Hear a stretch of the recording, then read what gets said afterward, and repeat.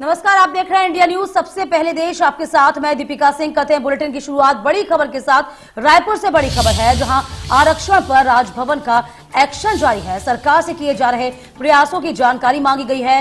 राज्यपाल का सीएम भूपेश बघेल को पत्र भी लिखा गया है। इधर विशेष सत्र बुलाकर आरक्षण विधेयक पारित करवाई जाए, ये तमाम बातें कही गई हैं और इसी मुद्दे पर जल्द से जल्द निराकरण किया जाए। तो विशेष सत्र बुलाकर आरक्षण विधेयक को पास करवाने की बात यहां पर कही गई है। इस मुद्दे पर जल्द से जल्द निराकरण किया जाना चाहिए।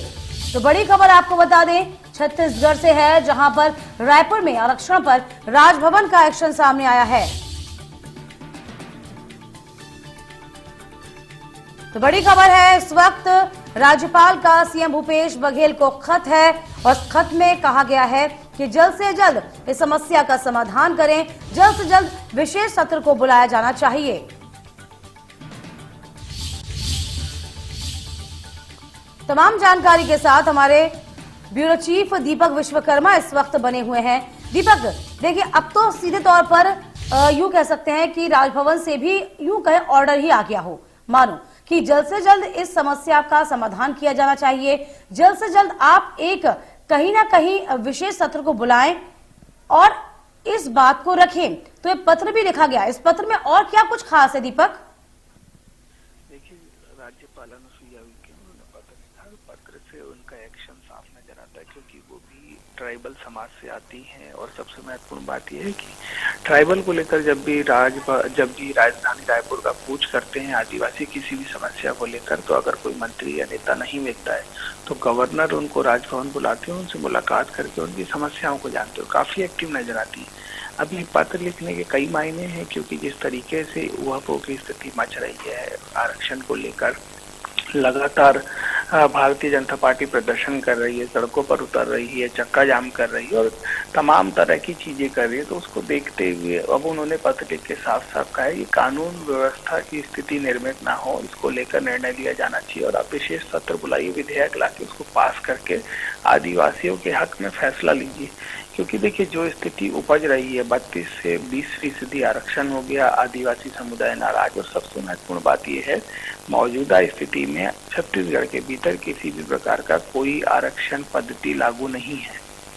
आप समझिए, ये फैसला आया था हाई कोर्ट का, उसके बाद किसी भी प्रकार का कोई आरक्षण पद्धति अभी मौजूदा स्थिति में छत्तीसगढ़ में लागू नहीं है। यदि ऐसा है तो इसका समाधान क्या है, इसको लेकर सरकार को काम करना होगा। और अब राज्यपाल का पत्र जो है, उसके बाद सरकार को कोई ना कोई रास्ता निकालना ही होगा, क्योंकि सबसे पहले आदिवासी समुदाय की नाराजगी, सड़कों पर उतरना, भारतीय जनता पार्टी का सरकार को घेरना, ये तमाम चीजें जिस तरीके से लाइन दर लाइन चलती चली आ रही है, अब गवर्नर का पत्र तो ये इस और इशारा कर रहा है कि सरकार को कोई ना कोई निर्णय लेना होगा, नहीं तो जो आदिवासी समाज है वो सड़कों पर उतर सकता है। दीपक, देखिए, साफ तौर पे कहा गया है कि जनजाति बाहुल प्रदेश है ये, और कहीं ना कहीं राज्यपाल होने के नाते उनकी जिम्मेदारी बनती है कि वो इसका संरक्षण करें। लेकिन यदि हम सरकार की बात करते हैं, सरकार का जवाब ये है कि हम अध्ययन करने के लिए दूसरे राज्यों के पास भेज रहे हैं दल। तो ये क्या तरीका हुआ? क्योंकि वो कह रहे हैं इस पूरे मसले पर कि आदिवासी समाज के प्रतिनिधियों से मुलाकात की जाएगी, आरक्षण का अध्ययन किया जाएगा, जिसमें कहा जा रहा है कि तमिलनाडु है, कर्नाटक है, महाराष्ट्र है, वहां का दौरा किया जाएगा, यानी कि वहां का पहले संज्ञान लिया जाएगा, उसके बाद देखा जाएगा कि इसे लागू किया जाना चाहिए, नहीं लागू किया जाना चाहिए। ये देखिए, वो अध्ययन की बात इसलिए की गई है क्योंकि अगर तमिलनाडु की बात की जाए, छत्तीसगढ़ से लगा हुआ राज्य, तमिलनाडु में 65% के आसपास आरक्षण है, हेड काउंटिंग है। ठीक है, अब हेड काउंटिंग के आधार पर अगर इस तरीके का आरक्षण को दिया जा रहा है तो छत्तीसगढ़ में क्यों नहीं किया जा सकता? सवाल यही खड़ा होता है।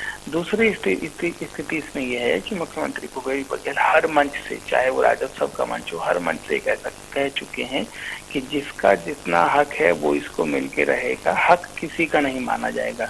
तो इन बयानों से और लगातार जिस तरीके से वो मुलाकात कर रहे हैं आदिवासी समाज के लोगों से, उन तमाम चीजों से ये चीज परिलक्षित होती है कि मुख्यमंत्री भूपेश बघेल और पूरी कैबिनेट इस और इशारा कर रही है कि हाँ, हम आरक्षण को लेकर किसी भी तरह की ऊहापोह की स्थिति में नहीं है, हम इसको लागू करेंगे ही करेंगे। और जिस तरीके से जो दिल्ली में जो बड़े वकील हैं, चाहे वो कपिल सिब्बल हो, चाहे तो तमाम दूसरे वकील हों, उनको जिस तरीके से हायर किया गया है, और अगर एक आंकड़े से समझें तो 34 के आसपास विधायक और सांसद और राज्यसभा सांसद, ये आंकड़ा है छत्तीसगढ़ में राजनेताओं का, जो मौजूदा स्थिति में इतनी विधायकों की और सांसदों की सीटें आरक्षित हैं। तो अब अगर आदिवासी बहुल समाज के इतने लोग, इतने प्रतिनिधि हैं जिन्होंने कहा है कि ये केस लड़ने के लिए हम अपना 1-1 महीने का वेतन देंगे, तो ये जो पूरी कवायद की जा रही है, कवायद इसीलिए है कि जो 25% आरक्षण है वो बरकरार रहे।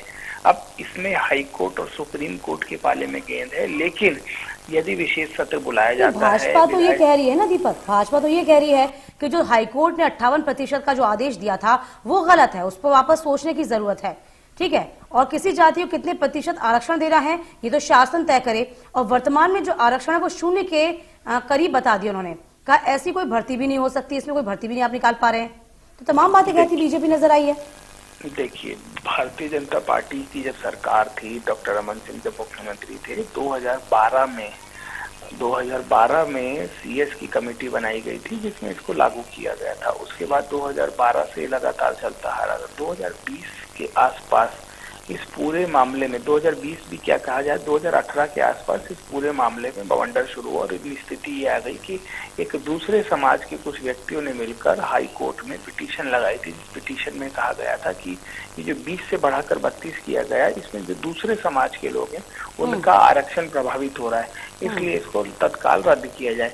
तमाम बार कोर्ट की जो तारीखें पड़ी, तमाम बार बहस हुई, तमाम बार चर्चा, उसके बाद कोर्ट ने निर्णय लिया कि 50 से ऊपर अगर दिया जाएगा तो कहीं ना कहीं गलत होगा। 50 से ऊपर दिया जाना कहीं ना कहीं ये अहित में हो जाएगा। आरक्षण जो पॉलिसी है, जो आरक्षण की कमेटी बनी है, ये उसके अहित में हो जाएगा। इसके बाद 58% आरक्षण को निरस्त करके 50% कर दिया गया और उसके इतर जिस समाज का आरक्षण बढ़ाया गया था, चाहे वो आदिवासी समाज हो, चाहे वो दूसरे समाज हो, चाहे वो एससी हो चाहे एसटी हो, उनका आरक्षण अपने आप कम हो गया।